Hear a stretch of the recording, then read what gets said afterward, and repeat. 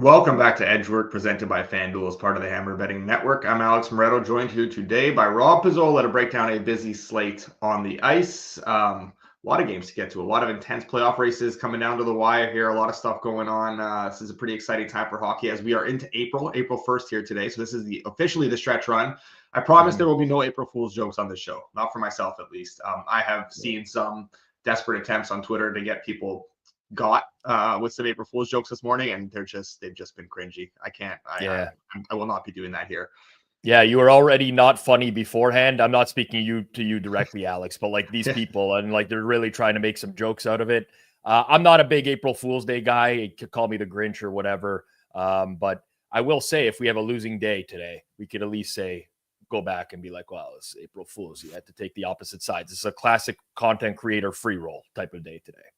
Yes, that is very, very true. I would ask you how your night went on the ice betting pucks, but I know your night went because we were together last night with So Money, who unfortunately, even though we made our way downtown for him, meet up with him, take him out to dinner, still couldn't be bothered to do the show this morning. But yeah, we both had some Minnesota Wild. That was our only best bet on the show last night that I had given out on the solo show, and got a great number on that one. And unfortunately, we got to a shootout, and I'll take that anytime with a plus 134, I think it was, that we gave it out on the show at FanDuel. I'll take that any day, but didn't ultimately get it home. But it was a coin flip game that we got a good price on. What are you going to do? Sometimes you get a good price, game goes to shootout. Such is life with that. So you just kind of move on to the next day. There's a million games today. I wish I had some stronger opinions on today's games. The reality is I don't have a ton going on today, but at least we have like a large board to select from. I always am excited about days like this. Yeah. I will. So it's hard to recap yesterday because it was only the one bet given out, but like there were a lot of like potential plays based on goaltending matchups that did happen or whatever. So we didn't end up getting to lock in an over on that Preds Flyers game because the over got blasted. And I said I was waiting for a minus 105. By the time we got off the show, it was already at like minus 120, and then it closed at 6, which is insane. Yeah. I know you came back on the under at post. I think I agree with that at that point. The way that ran way too far, in my opinion. We did end up with. I did end up on a little bit of Flames. I talked about how I like the Flames, but I wanted Wolf. But the fact that we got Wedgwood was enough for me to get a little bit on the Flames. But also got on the over because we got our Wedgwood and Vladar matchup. Was a high event game. Did not go over though. Unfortunately, did not go over. And then thankfully, I personally had some over in Stars Kraken. Did not get to give it out on the show because I talked too long and the market ran and moved like crazy while we were talking about the other games. That did not go over either in what was another very, very high event game. So a lot of 4 unders last night, and 3 of them were pretty high event games that probably deserve some more goals. Yeah, if you're an under better, yesterday was the day for you, regardless of how the market moved or whatever. If you like specific days of the week where you like to bet exclusively overs or unders, like some handicappers out there, and Monday was an under day, then you had a great day. Yeah. Charles says, no, it's a loaded slate, but any opinions in the awards markets? I was looking again this morning or the other day because I saw Draisaitl is now the favorite again for the Hart after he came back and then had 3 points in a 3-2 win over the Flames on Saturday. Hard to argue with him being the favorite again. I don't love it because I have a lot of McKinnon. I would really like McKinnon to get there, but it is hard to argue against Draisaitl. What he has done this season, like there's a lot of like, oh, well, McDavid's there, but what he's done without McDavid in the lineup has been very, very impressive. I think that just strengthens his case for the Hart. I don't know if I'm going to be rushing to bet him at like minus 125. I think he is on FanDuel right now, but yeah, I don't really have any strong leans at where the prices are at this current moment. All I know is I definitely would not be betting Hellebuck at plus 110. I'm in the same boat as you on Hellebuck. Like I could see him winning just because the Jets have been a juggernaut all year and his numbers are amazing. But I spoke about this last week. Like the Vezina is there for a reason, in my opinion. I think Hellebuck wins it if there's like really no other candidate. But now we're seeing Draisaitl come on as well. So I'm kind of with you. And listen, the reality is one of these 3 guys probably in 2 to 3 weeks is going to be a pretty substantial favorite in the market. So you pick the right one, you probably get some good CLV. I would lean towards Draisaitl now, but that's coming off of a 3-point game. And, normally I don't want to be placing my bets when you're like, it's kind of like buying off high a market kind of thing. Yeah, exactly. Yeah. And then I know he's asking here if Michkov has any pulse. I think Hudson's pretty much got this one. I think the Calder race is pretty much wrapped up at this point, just based on what he's done. I'm not saying he's the best player of these three or whatever. I'm not trying to like be a biased Habs fan here, but like just what he's done as a defenseman, and the impact he's having in the minutes he's playing, and like the consistency he's kind of brought this season, whereas like Michkov's kind of been up and down. I think if Michkov didn't have Torts to deal with all season, probably would have had a much stronger claim. And if Celebrini wasn't in, like Celebrini is a generational talent. He is unbelievable, but he is just wasting away at a dumpster fire of a team, and that very much hurts his case here as well. And I think Dustin Wolf is pretty much dead. Yeah, I'm with you on that one. Good, full agreement. Yeah, okay. We don't have to waste any more time because we do have a lot of games to get to, so I do want to get to those games. But before we do, Puckheads, the NHL playoffs are around the corner, and FanDuel is bringing you the best bets on the ice. Get in the lab when you make your same-game parlay by checking out FanDuel's player performance pages. They track stats and averages all your favorite players. Once you know who's cooking, add shots on goal, points, assists, or even goalie saves to your SGP. Missed puck drop, you can still tap in with live same-game parlay and period-specific player props. Right now, new customers can kick off with 200 in bonus bets if your bet wins. Just place any $5 bet, and you'll get 200 in bonus bets if your bet wins. Download FanDuel Sportsbook and make every moment more. Please play responsibly. Must be 21 plus and present in select states, or 18 plus and present in DC, or 19 plus and physically located in Ontario. Bonus issued as non-withdrawable bonus bets, which expire 7 days after receipt. Restrictions apply. See terms at sportsbook.fanduel.com. Gambling problem? Call 1-866-531-2600 or visit connexontario.ca. Call 1-800-GAMBLER or visit fanduel.com/RG. Call 1-888-789-7777 or visit ccpg.org/chat in Connecticut or visit mbgamblinghelp.org in Maryland. Hope is here. Visit gamblinghelplinema.org or call 800-327-5050 for 24/7 support in Massachusetts or call 1-877-8-HOPE-NY or text HOPE-NY in New York. So I don't want to necessarily, we'll just go in order here of the games on FanDuel. Sure. But if there's anything that like you see kind of moving on screen that you want to get to, just interrupt me or yell at me and we'll jump ahead there. Because on these busy slates, sometimes, especially right now when morning skates are kind of happening, we'll get some goalie announcements. So we'll get different things. If things start to move, we can jump around as need be. But first, we will start with the Capitals and the Bruins tonight. The Caps -220 in Boston, Bruins +180. Total of 5.5, -120 to the over, -102 to the under. Not that it matters in terms of the betting lines here, but Ryan Leonard, also Boston College rookie, signed with the Caps the other day after their season ended. He is expected to make his debut here tonight for the Caps, which will be pretty exciting. Bruins are absolutely dead as I've seen a team in a long, long time. Are you doing anything with this game here? Yeah, so I'm in agreement with you on the Bruins. Like there's some ugly underdogs that I could potentially see some appeal with, maybe even today, and just looking over the course of the rest of the week. I know the Caps have lost 3 in a row. They lost to Buffalo's 8-5. It was a pretty terrible game for them. I don't really have any appeal with the Bruins. I mean, the Bruins were terrible in March. Dead last expected goals, 4th worst goals against per 60, 5th worst goals for per 60. They're basically playing as bad as they've played all year. Complete dumpster fire. Washington's still scoring 3.44 goals for per 60 in March. I mean, definitely no interest in the side here. I have a small lean to the over. I'll pretty much give out my leans on every game, and I'll just be very clear with the audience. I haven't fired many bets today. There's just like some stuff that's on the range of what I would play. I would definitely play over in this game if we got Korpisalo. I don't see any announcement yet for Boston. Don't think that's going to happen. But even with Lindgren, Swayman, slight lean towards the over in this game. I think I would need like -115 to fire, and we're not quite there in market. But should this take a little bit of under money, I would be playing the over in this game. And this is just predicated on Washington still being a very good offensive team and the Bruins not being able to keep anything out of the net. Yeah, I agree with you. My concern is the Bruins being able to contribute literally anything to this total, like in what could be a 5-0 game. I definitely agree with that lean towards the over. I think that is the right side.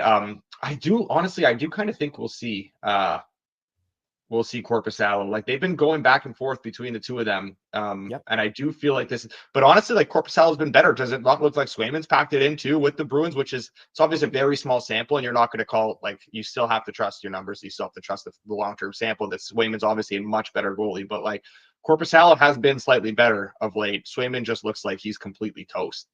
Yeah, it's true. I'm just looking at the goal save the bug expected numbers right now, and Swayman's been brutal this year. I mean, this is not news to anyone. He signed the big contract and he sucked. I guess, a lot of this is just predicated on the prior on Swayman for me, but it's not a huge difference anyways. Like I'm talking about maybe like a 0.6% gap between the two goalies, which is like one of the smallest in the NHL. So I guess regardless of the goalie I lean over in the game, I'm just looking for a better price at this point. And like over 5.5 minus 115, that's basically the buy point for me where I'm going to get in here.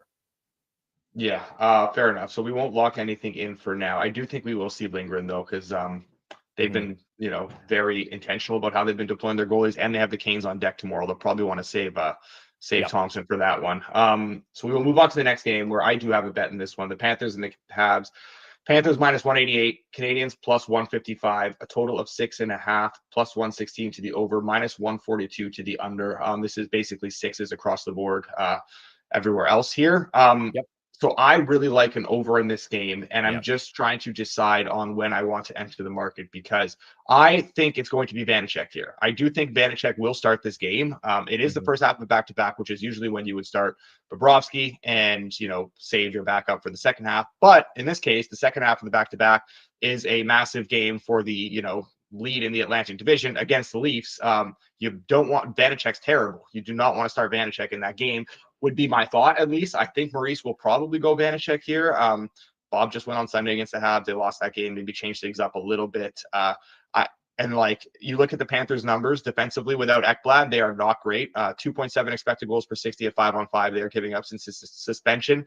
They were at 2.2 before that, which was second in the NHL. So that is a significant loss. They have really been feeling that. They've also been without Kulikov for the last 5 games. They won't have him tonight. So you're dealing with a bit of a cluster injury on the back end here. And we've seen Panthers games be a lot more high event as of late as a result.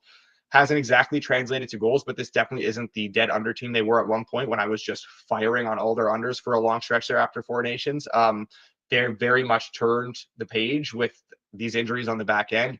Habs also giving up a lot defensively. When Hudson isn't on the ice, it is a real problem for them. They're giving up and bleeding chances. They're generating a ton too, though. So I think this should be a fun back and forth game like Sunday's was. It just didn't translate to a lot of goals. But I think we see Vanecek here. Even if we don't with Bob, I still like it. Obviously, the edge would be a lot smaller, but I still do like it. It's just a matter of like, do you wait for the news and then react to Vanecek and hopefully you can get in before, it seems too much? Or do you wait for Bob and see if the other takes a little bit of money and get an even better price? So I'm kind of just holding off for now, but either way, I will be firing on this over. So I'll be honest, I haven't really been paying attention. So I'm not playing much based off of news this year. I'm basically playing in the mornings, and then once all the news is settled in the late afternoons or leading up to puck drop. So I don't know how the market's been reacting to a lot of these goalie changes in real time. I agree with you. I think Vanecek makes a ton of sense here, not only for the fact that they're playing tomorrow, but also because they played Bob went last game as well. I like the over in this game FanDuel's got the 6.5 plus money towards the over. There's a lot of good prices out there that I think are worth taking, like a flat 6 at plus money on the over as well. Even some spots have expensive 5.5s. I like the over in this game.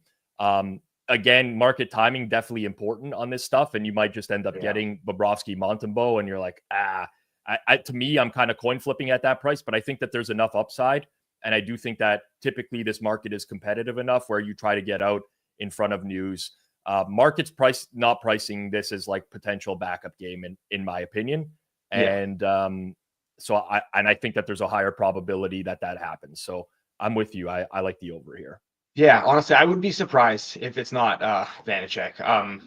I can't imagine they would leave Vanecek for a massive game. Like, and they're not going to go Bobrovsky back to back, but they understand the importance of the playoffs and not overworking guys. Like, they're not stupid like that. And to go Vanacek in Toronto tomorrow would make no sense to me. So I feel strongly about it. I don't think it's remotely being priced, and I think this is being priced as Bob Montembeau right now, where you're only going to get good news. The fact that I like it here as it is, and you're only going to get news that will help your cause. If you're not going to get anything that will make it worse, because you're already expecting the worst here in terms of goaltending. And Bob didn't have a good game against them last time out. Like you kind of just switch it up at that point and be like, okay, we'll go to the other goal. It'd be one thing if Florida beat Montreal 4-1 and Bob made a bunch of saves. He stopped 19 of 22 shots. I mean, it wasn't good. Below average goals saved above expected in that game. So I think that there's a high, listen, it might not be him, where this is pure speculation. Like, I don't have any insider information, but I think the probability of him playing is way higher than what the market's priced at right now. Yeah, I would agree with that for sure. Mike has Montreal going to go after Nicola tonight. Did you see that? What he did at the end of the game there, that slap shot? Yes. I can't believe he got fined for that. Like, I get why the Habs were pissed off, like, because they're like, oh, like, the game's done. Like, what? It's not even like a 1-goal game. It's a 2-goal game. 2 seconds left. Why are you firing a slap shot from your own end at one of our guys? But like, why are you fining him for that? He's well within the rules to be able to do something like that. I can understand why there was a reaction, but doesn't make sense. I would imagine that he's going to take some heat tonight. I would think so. He's going to face the music. I think the Jack guy will be back in the lineup. I can't imagine Mikkola actually fights him, but I'm sure there will be some sort of retaliation. Hey, maybe create some power play opportunities and helps our over. Let's look at it that way. Okay, we'll move on to the next game. The Preds and the Blue Jackets. Preds plus 158, Jackets minus 192. Total of 5.5 on FanDuel, minus 132 to the over, plus 108 to the under. Rob, do you have anything you like in this game? Just a small lean to the under. Not much for me here. Nashville's underlying metrics were a lot better in March, but they still can't shoot the puck. Like 6.7% shooting for the entire month, third worst in the league. They had a bottom 10 save percentage as well. I don't have much on this game. I mean, it's weird to see Columbus priced in these types of ranges. We're getting to that point in the year where you're going to see certain teams where you're like, oh man, that's a pretty expensive price on them because of the quote unquote, like need to win factor still being in a playoff race. But the Preds don't interest me much. Only thing, like, again, small lean would be the under here, but I am very doubtful I will be involved in this game in any capacity tonight. So this is a rare time where we have a little bit of maybe disagreement. I don't have any bet in this game right now either, but you have the small lean to the under, and the under is definitely taking money right now. I kind of want to see where this settles and maybe come back on an over at one point, because I'm already seeing at one very sharp book, 5.5 minus 120. I mean, if that's a sign of where this is going to go to, then I can see myself getting involved with an over at one point here, because I've talked about Nashville's like shooting percentage and scoring regression on the road. I talked about this yesterday and how that is going to, it's going to come up. Like, they're definitely generating a lot more than they're scoring. You figure that will change eventually. And Noonan's going to go here. He's been erratic, not very good overall. Jackets playing some very entertaining back and forth hockey. They're generating a ton, but they are very leaky defensively. This just feels like a decent game that could be very open. And the Preds can maybe get some of that scoring regression back.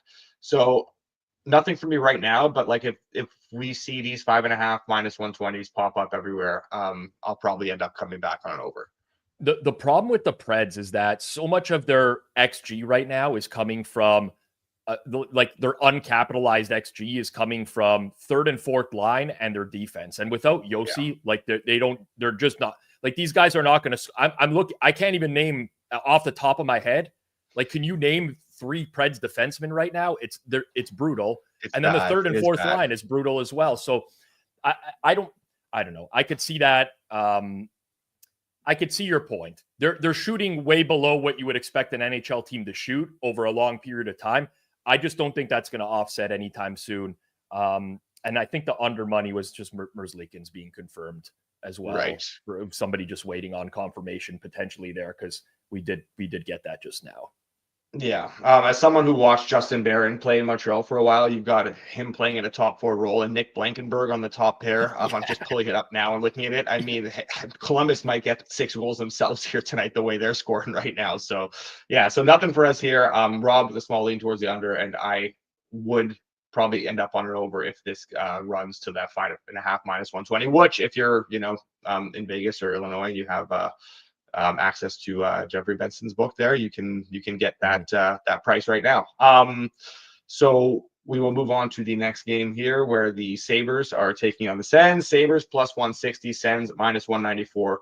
6.5 total, plus 100 to the over, minus 122 to the under on FanDuel. There are some better prices, slightly better prices on that under. There's a minus 116 and a minus 120, but for the most part, FanDuel sitting with one of the best numbers in market. Pretty consensus across the board here, I'd say. You got something for us in this game as well, Rob? Yeah, I like the under in this game. I was looking a little bit deeper into the matchups between these teams this year because Buffalo's beat Ottawa all 3 times that they've played. I don't know how much stock I'd actually put into that. It doesn't seem like Buffalo truly played strong games in any of those games. It just happened things have gone their way. But these are the types of matchups that I think are really challenging to handicap because I view these teams as kind of polar opposites. Buffalo's playing like really wide open, but Ottawa is this tight forechecking team. They don't give up a ton of space right now. I really like the 3 lines they're rotating at forward right now. We got our Allmark confirmation, which is good for Ottawa. I'm expecting Reimer to go for Buffalo. That would be my expectation. But regardless, I think the under 6.5 here, which is getting bet literally right now in real time. I could go all the way up to minus 127 on under 6.5, which would be, my fare is a little bit more than that. So I think Ottawa dictates the pace here because they're at home. I think in all likelihood, especially having lost to Buffalo 3 times this year, they continue to play a pretty tight game. You got to hope it's just not one of those Sabres games where it's like a complete shit show early on and things get out of hand. But I'm on the under here. I think that this is a little bit underpriced. Yeah. So I am on the under with you as well here. And I agree. You do have to hope it's not one of those Sabres games that just gets stupid. But like you said, the Sens will want to dictate the pace here. They definitely will not want to get involved in one of those games. That is not the way they want to play. Exactly. So you'd like to think that you look deeper into this Sens kind of winning run where they've won they've won a bunch of games lately, a lot more than they've been winning before. They're not necessarily playing any differently though. Like they're not, you look at their underlying numbers, nothing's really changed. The only thing that's changed is, you look at the last 5 games where they won 4 of them. They're shooting over 23% in those games. That is insane. They're scoring in their last 5 games, they're basically scoring on one of every 4 shots. That is not going to continue. Obviously, that is very unsustainable. That is going to come down. And that is, this is just basically just buying off that and getting a bit of an inflated total here. I think we were on together as well last week when I bet the under in this same matchup, but I think in Buffalo to finish 3-2. So it's like the only Buffalo game that stayed under in the last couple of weeks. I've watched some Sabres. They play pretty wide open, but the game against Ottawa certainly wasn't that. There was some early scoring in that game, I believe. I'm trying to recall. Exactly, there was, and then it kind of died out. Yeah. It's tough whenever Buffalo has a very, very wide range of what you can get on any given night. I would say one of the widest ranges in the entire league when it comes to totals. I know some people who play like some pretty high alts on Buffalo overs pretty regularly, but it really is matchup dependent for me. And especially on the road, I like Ottawa to dictate the pace at home. Yeah. Okay. So we will lock in that under Charles. Sabres going to be drafting 10th somehow. Man, this franchise can't get out of their own way. It's so true. They're literally going to have another disaster season and not even get a top 5 pick out of it. Oh my God, I feel bad for the Sabres fans. That is rough.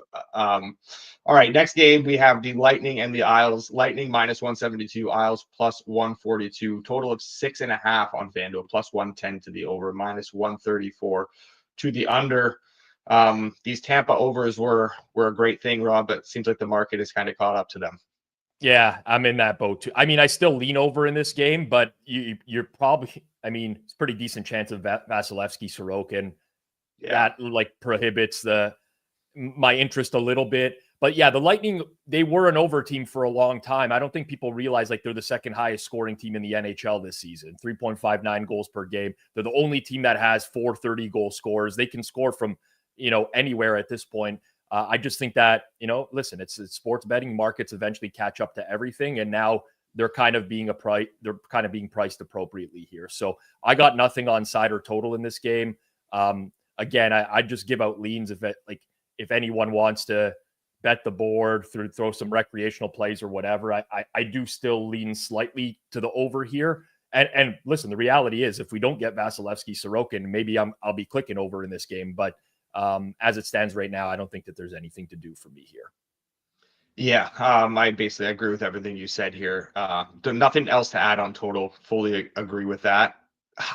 I do think the Tampa number's a little bit inflated, and I love Tampa. I'm very, very high on this Tampa team. They are a very, very good team, but like we're at the point now where like the Isles are still being a little bit disrespected in market.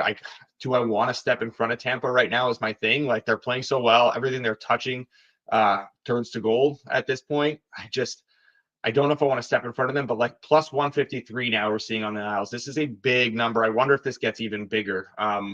I'm tempted to throw in like a smaller kind of half unit play here on the Isles, because I do think this is a little bit of an inflated Tampa price. They're scoring a ton, but like they're not necessarily like running teams out of the building here. Like that Isles game the other day I know it was Jonas Johansson, so it was a little bit different. But I mean, the Isles were very competitive throughout that whole game. They couldn't get a save early on, and they still battled their way back and eventually lost. But if it wasn't for that disastrous start, maybe it's a different story. And now they're back home. Basically, I like the fact that they're just such a desperate team here. Like this is basically their last hurrah. Like they lose this game, pretty much curtains on their season. You know what kind of effort you're going to get from them. They've been resilient. They've been battle tested. They've kind of been in this backs against the wall situation a few times this year, and they always seem to come out with a great performance. So I am very tempted to get in on the Isles here at plus 153 for a small play. I could see it. Like the Islanders' underlying metrics have been good since mid-March. Mm-hmm. They've been playing well, but the problem I see is that those games were Habs, Flames, Blue Jackets, Canucks. And then once they finally took a step up in class, they lost the Lightning, they lost the Kings. Now, granted, both those games were on the road, and those are tough places to win regardless. I could see it. Like if you ask me, what do you think is like, quote unquote, the sharp side of this game? It's not Tampa minus 170 here. It's definitely the Islanders in this range. I probably would need 160 to bet the Islanders or something like that. And I really doubt that that's going to happen, but subjectively, that's the side I would prefer. Yeah, we won't lock anything in here because I am a little hesitant. We'll see how this marker moves. I don't imagine that there's going to be a ton of movement on the side.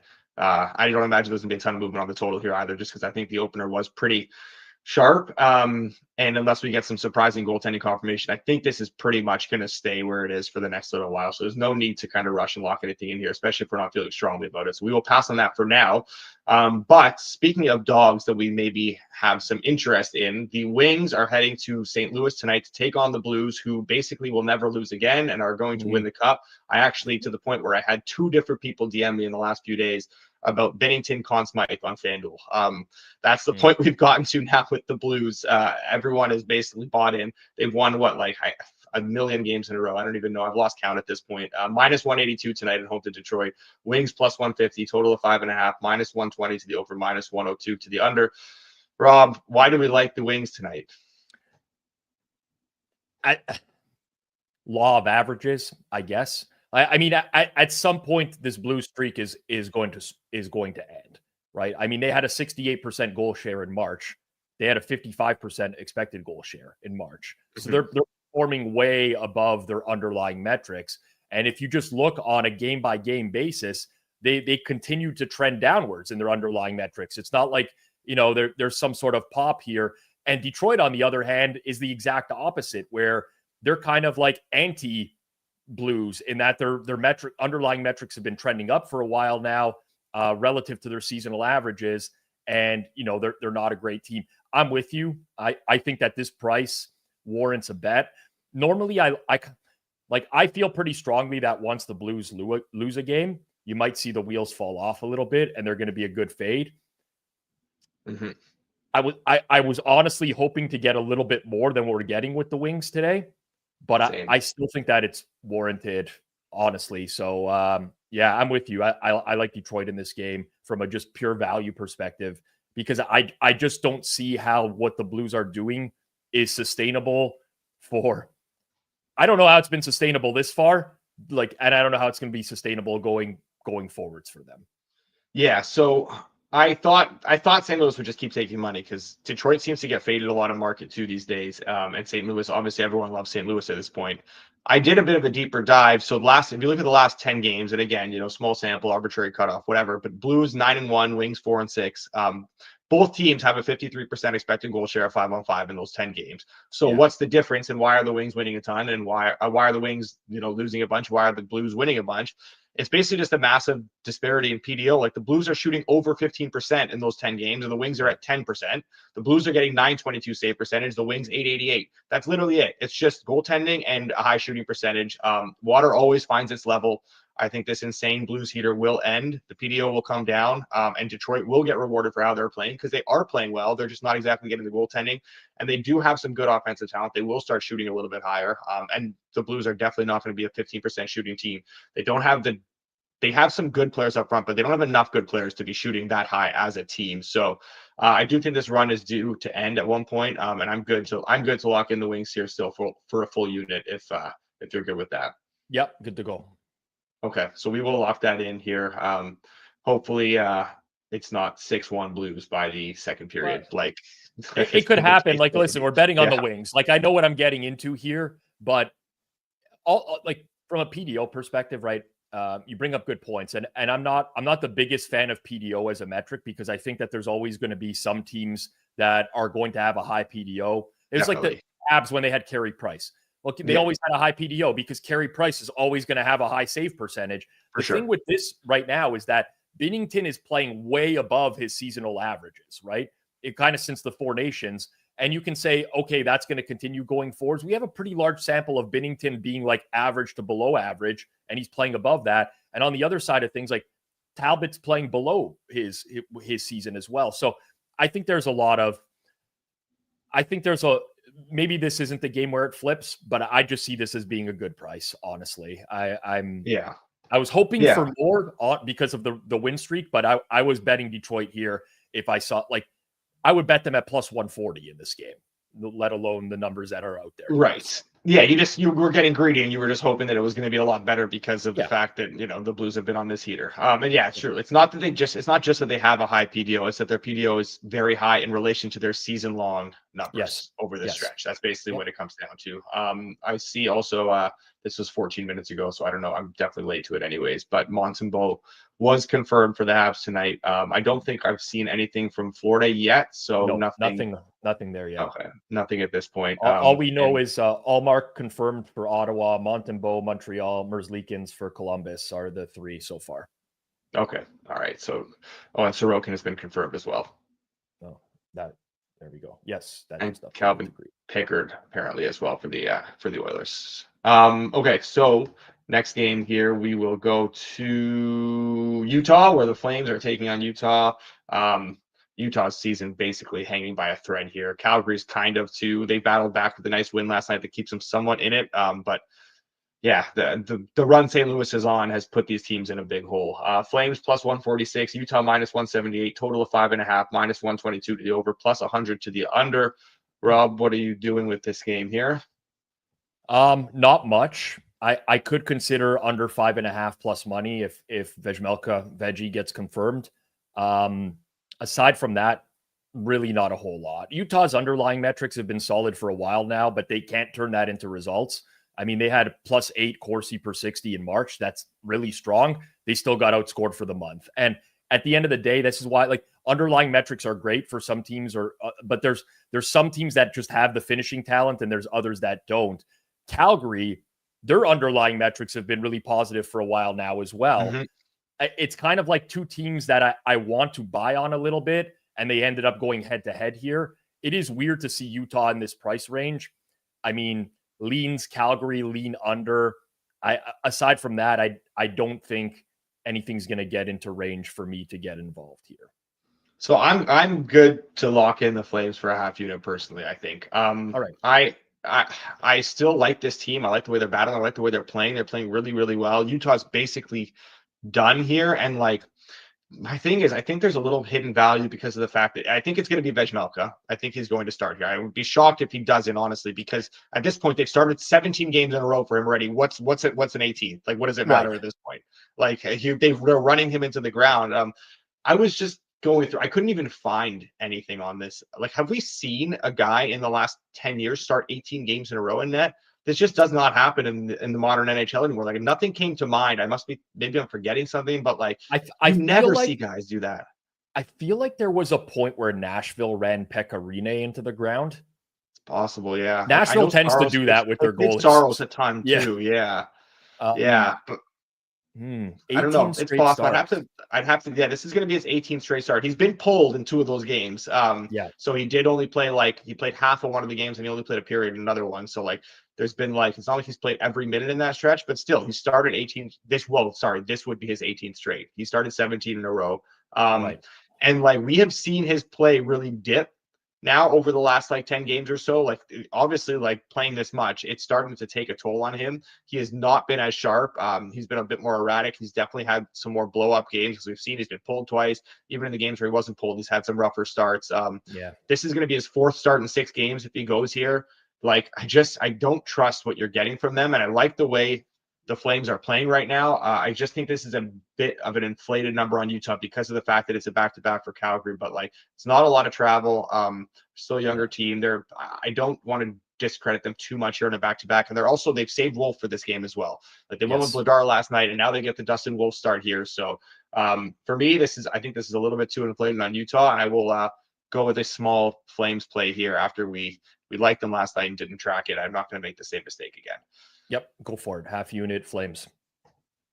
All right, 3 more games to get to here tonight. We have the Oilers and the Knights. Oilers plus 132, Knights minus 160, total of 6.5, plus 104 to the over, minus 128 to the under. This is a situation where the Oilers basically are done in the division race. They probably are already anyways, but if they don't win tonight in regulation, they're basically have no chance of winning the Pacific. I think neither of us are very interested in getting involved in this game. The Oilers are kind of prioritizing playoffs at this point. It's not just McDavid being out that hurts them. Ekholm being out is killer for that decor as well, in my opinion. And I want to fade Vegas at some point as well. Really high goal share in March, 65%, which is way higher than their expected goals. I mean, listen, when your team has almost a 95% save percentage, 5-on-5 in an entire month, it'll do that. Your goal share is going to be a lot higher. But this is not the spot. I'm just really not high on Edmonton without McDavid, without Ekholm in the lineup. So to me, this is a complete pass. And I'm pretty close to midpoint price in market on both the side and total. I just don't see how there's any way I get involved in this game unless there's some significant large piece of news that drops today. Yeah, I agree. I don't think we need to spend any more time on this, honestly, because I'm in the same boat here. Nothing in that game. And another game where I have absolutely nothing in right now is Sharks-Ducks. Sharks plus 152, Ducks minus 184. 6.5 total, plus 104 to the over. This is, I borderline just want to pretend this game doesn't even exist. I'm with you. This could be fun for some props betting. I actually think there's some goal scorer props that might be worth betting. We'll talk about that shortly in this particular game. But Anaheim's been good to me recently. I'd like to back the Ducks. They've been playing really good. I'm just I'm going to draw the line on backing Anaheim at minus 180 or higher, right? That's where I'm I don't think so. The derivatives, no, I don't really want to bet Anaheim to win a game by 2 or more. I'm not interested in the regulation bet. So I'm with you. This is just, it's a pass for me. Yeah. Last game of the night is a big one, a fun one here with Winnipeg and LA. Winnipeg heading to LA. Kings minus 120 on FanDuel. Jets plus 100.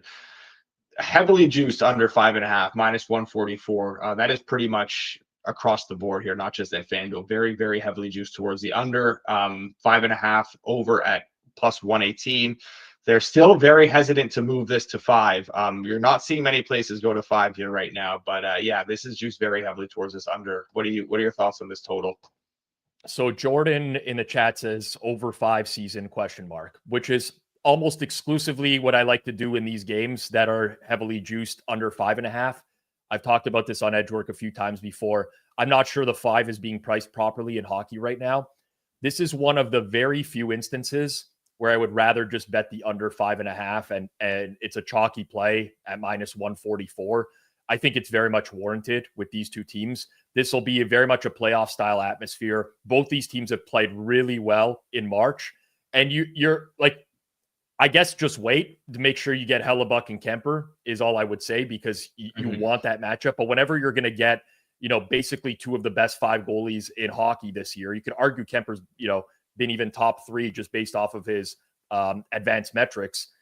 I would rather just play the under and at this price. Like I price under 5.5 in this game if we get Kemper and Hellebuck at -159.5 as fair price.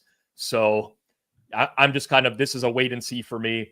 If we get the confirmed goalie matchup that I'm looking for, I will bet the under here.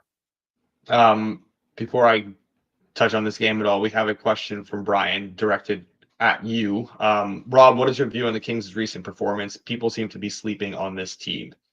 So I will say this about the Kings, and this is being fully transparent. I don't watch a lot of Kings hockey, right? I don't watch a lot of the late night games. I'm just not. I'm usually in Twitter spaces, or by that time I'm winding down, and I don't catch a lot of the late games. I've been following the Kings' underlying metrics for a while now, and they look like a really good team. Then I saw them play the Leafs, and they took it to the Leafs like for the majority of the game, but I left feeling like the Kings are kind of just still stuck in that mold of needing some true top level talent. Like, it's not to say that they don't have great players. They do, but I don't know. I feel like we're going to get to playoff time. They're going to grind it out. They'll be in it, but ultimately there's just something missing from that team overall. But Brady Tkachuk is out for Ottawa. Yeah. That will help our under. I'll tell you that. He's definitely been battling something. He hasn't been playing like a ton of minutes when he's been out there in a lot of these games lately. So he's definitely battling something. I think he was even playing on the third line there with Pinto and Gree. So definitely helps. I'm not rushing to go and bet the Sabres though. It doesn't change much for me there. I'm not gonna. I'm not gonna. I'm with you. If anything, I would love to see a huge market move towards Buffalo right now. Yeah, just a massive overreaction here. I'm more interested in finding a way to bet Ottawa in this game. Let's see how this news reacts, but that's going to be good for our under, which is nice. Definitely. Yeah. It's nice when the surprise news goes our way instead of against us. That's Brady Tkachuk of every single team that's playing today, every skater, he had the most individual expected goals in March of any player, 8.48 individual expected goals. So that's a big break for under, and it won't matter because the game will end 7-5 classic Sabres fashion. Yeah, they're going to score 7 goals on 13 shots. It's going to be ridiculous. Okay, so this Kings game, this Kings team, I do really like this Kings team. I think they offensively, their numbers are a little skewed because they just throw so much. You watch them, they just throw so much garbage at the net. Like their shot totals are a little bit inflated. Even their expected goal totals are inflated because when you just generate that much volume and shot attempts, it's going to be a little bit higher. But like they don't necessarily generate a ton of quality, but they are so good defensively. And I do like with the depth up front, I do really like the way they match up with the Jets. I have a strong lean towards the Kings here. I was hoping that we'd get a slightly better number, like basically a pick here, but I still like at the -115. There's -113 out there. I definitely lean that way. Probably just going to ultimately sit it out though. I mean, Winnipeg's playing a bit better again. Like it's a good game. It's going to be a fun one. I don't really think I need to force anything here. But that would be my lean here, would be the Kings on home ice. Is Winnipeg going to be a full fade in the playoffs, or are they actually just going to like run roughshod through it like they have the entire? Because I've been waiting for Winnipeg to fall off, and it doesn't happen. Like at some point, like I almost feel like Hellebuck has to go like full playoff pants shitting experience, or else they're gonna run the West. I think. Like I can't even believe I'm saying that because I had zero faith in this team coming into the year, but. I don't know. They just like, as long as Hellebuck's there and they're playing so consistent the entire season. Yeah. It's been crazy. Yeah. You look at a lot of other teams in the West, and they all have some kind of cracks, and they're all like there's some question marks. Like Winnipeg is the only question mark is like, is their Vezina goaltender going to fade in the playoffs like he does a lot. But like if he doesn't, they have a Vezina goaltender and back there. And yeah, the team in front of him is playing great. I think it's matchup dependent. I can't imagine I'm going to be betting on Winnipeg, though. I'll put it that way. I can't imagine they'll have my money for the most part. Well, Winnipeg, St. Louis, I don't know what the series price is going to be, but Winnipeg should truck St. Louis in my opinion. They should. And Hellebuyck, to his credit, he played really well at the Four Nations. Like those are high pressure games. I thought he was like, they lost in the gold medal game. No one's stopping that McDavid shot in the slot. Yeah, no. Like it's just not going to happen. So I don't know. I mean, I constantly, like in the East, I have my ideas. I feel pretty strongly about Florida at full health or Tampa Bay in the East. Like those are the teams I really like in the Eastern Conference. The West, I go back and forth with these teams all the time. I keep convincing myself, oh, Dallas, Colorado, the winner of that series is going to go to the finals. But I'm every time I watch Winnipeg play, they're really strong. Like they're a very strong foundational team. Playoffs is a different game, but we'll see. Like I kind of feel like they're going to be the team that everyone just picks to get upset in the playoffs early. I'm not sure it's going to happen this year, honestly. Yeah, I think that people are going to be dying to fade them in the playoffs. That's just what we've seen, because we've seen it too many times from them. But like, I'm old enough to remember, not that long ago, but like, pre-COVID days when they had those wars with, I think it was Nashville. They had some wars with them. Like it was like, and Scheifele was still on the team. A lot of this core for Winnipeg was still there. That was like Dustin Byfuglien was there and stuff too. But like they had some deep runs, and they had a lot of these same players on this team where they were like a legitimate threat every year. They were a fun team, and they were very, very good in the playoffs. Like I think it's just some recency bias here trickling in where they're like, oh, they're playoff chokers. They're not necessarily playoff chokers. They also 2 years ago against Vegas in the first round, they were huge underdogs the year Vegas went to win the cup. Winnipeg won game one, and they were winning in game two, despite Josh Morrissey getting hurt first shift. And like they battled in that entire series. They deserve better. They lost like Ehlers, they lost Morrissey, they lost like 4 or 5 guys. Hellebuyck was great. The team was really good. They had Vegas like a little bit backs against the wall early in that first round as the 8th seed. So yeah, I think there's just some recency bias. People remember when Hellebuyck got lit up by the Avs last year, and like they're just sticking with that. Well, I think every fan base to some extent is delusional with their team. I've always found the Jets to be particularly delusional about their teams going into the year, where they were just like this kind of like middling team. Yeah, they'll probably get in the playoffs. They're not going to do anything. That's almost how I felt about them going into this year. But at some point, you watch a full season where, I mean, it's been pretty consistent for them for the entire year. They're getting great goaltending. Like they haven't had a lull since maybe early December. It's really, really hard for teams to do that nowadays. And I personally Dallas, Colorado, I like those teams. Like those are playoff built teams as well. But I'm not dismissing Winnipeg this year like I did in previous years. I'll tell you that. Yeah. Can Leafs and Habs fans handle Winnipeg being the first? Yes. It wouldn't bother me at all. Winnipeg wouldn't. They have good fans. They're like, it wouldn't bother me. They're the only Canadian team I can cheer for when the Leafs are out of the playoffs. Like I'm not going to cheer for the Habs or Senators ever as a Leafs fan. Like that's just not happening. As a self-respecting person, you cannot do that. Yeah. The other problem, it's all personal relationships too, right? One of my best friends is a huge Oilers fan. I don't want the Oilers to win. Yes, well, that'll do it. I don't want so many in the group chat talking about the Canucks winning a cup for I don't want that happening. Flames, I guess I don't mind the Flames either, but ultimately Winnipeg is the team. Like if you said, Rob, the Leafs are not winning the cup this year, but a Canadian team is, you get to pick who it's going to be. I'm picking Winnipeg.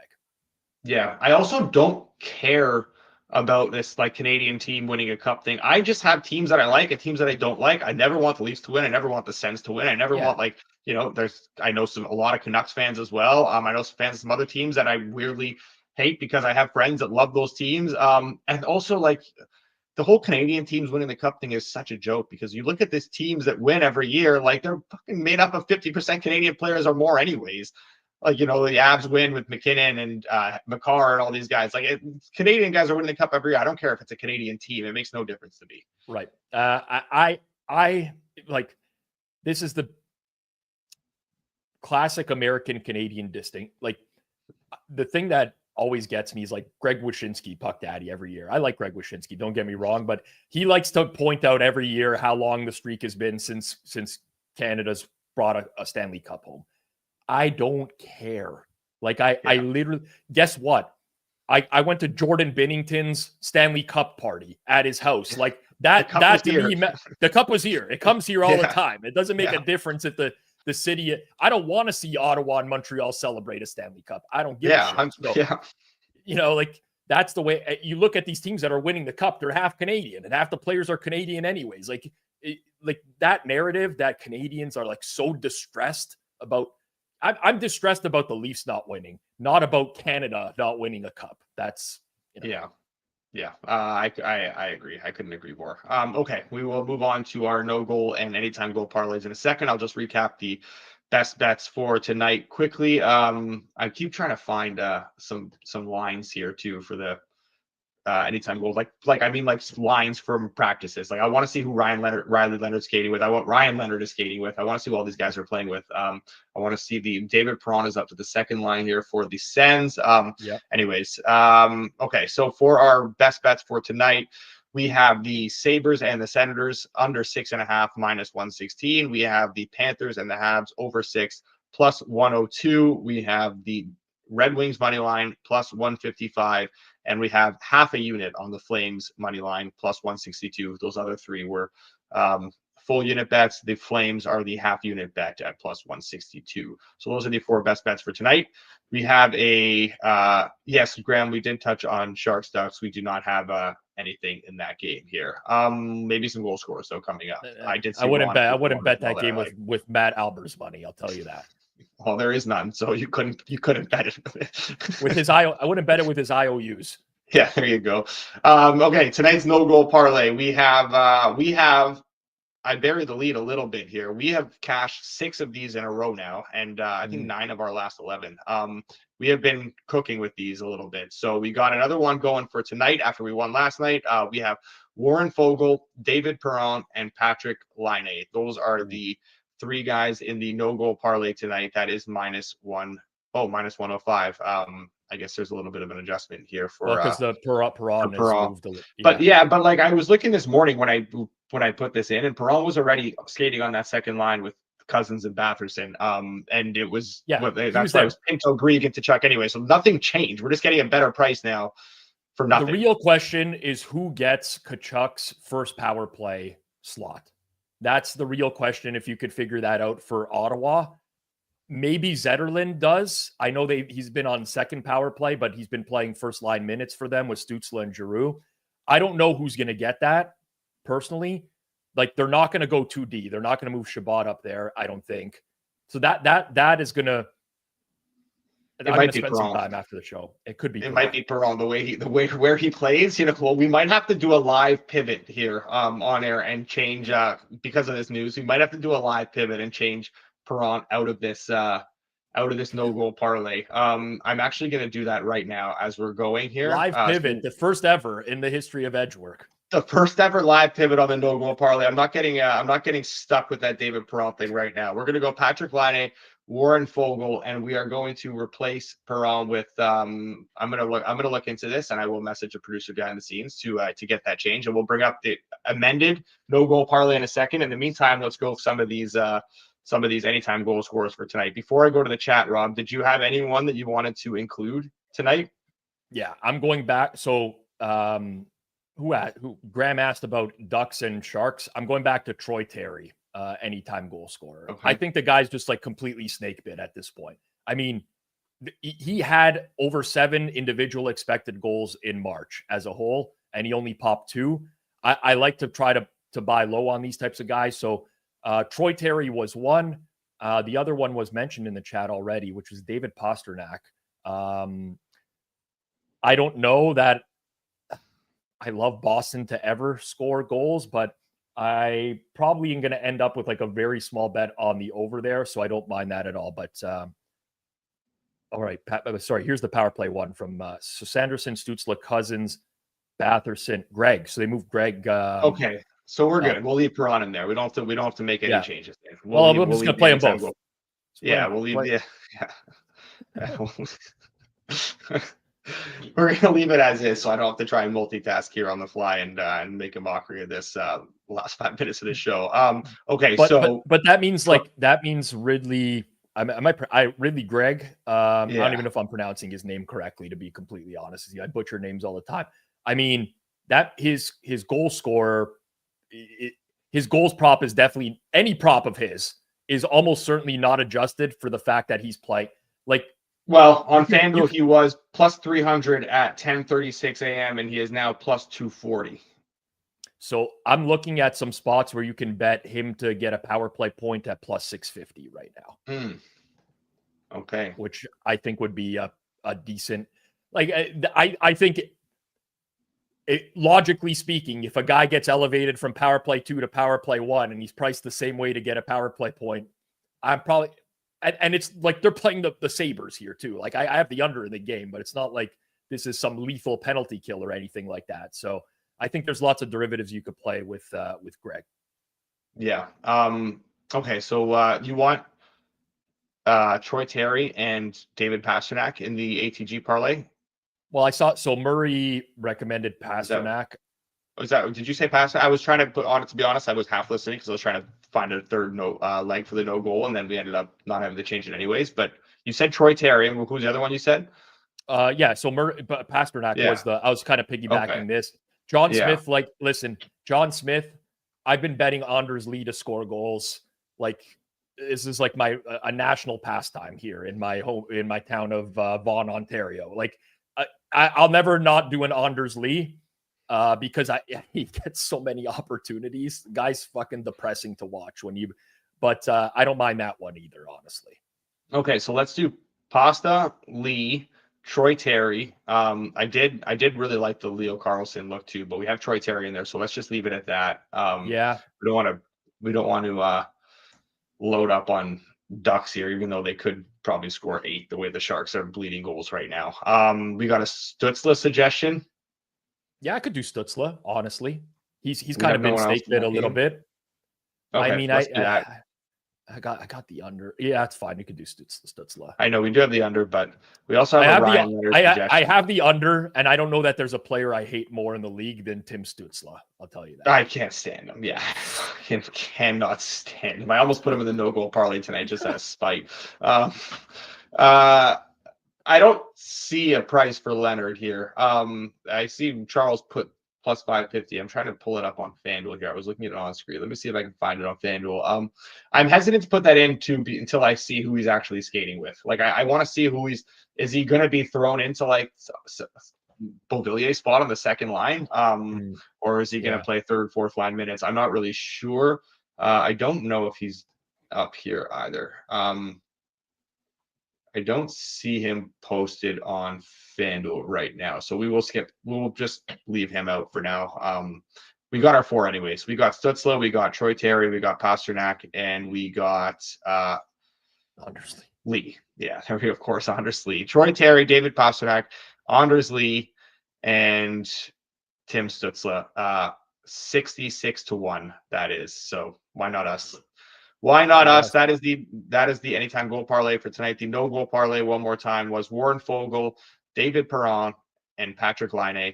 Our best bets: Sabres, Senators under 6.5 minus 116, Panthers, Habs over 6 plus 102, Wings plus 155, Flames plus 162, a half unit on that last one. The other 3 are full unit plays. That'll do it for us today. If you guys can hit the like button, subscribe, follow us on Twitter, any of that sort of stuff. Leave a comment if you're watching this after the fact. Rate and review if you're listening in podcast form. Anything you can do to help us out, we would very much appreciate it. We will be back, Rob and myself, again tomorrow morning at 10:30 a.m. Eastern time for some it's not a big slate, but there are some very, very good games tomorrow night. So that should be a fun show. Until then, appreciate everyone for tuning in. Enjoy the games tonight and good luck on your bets.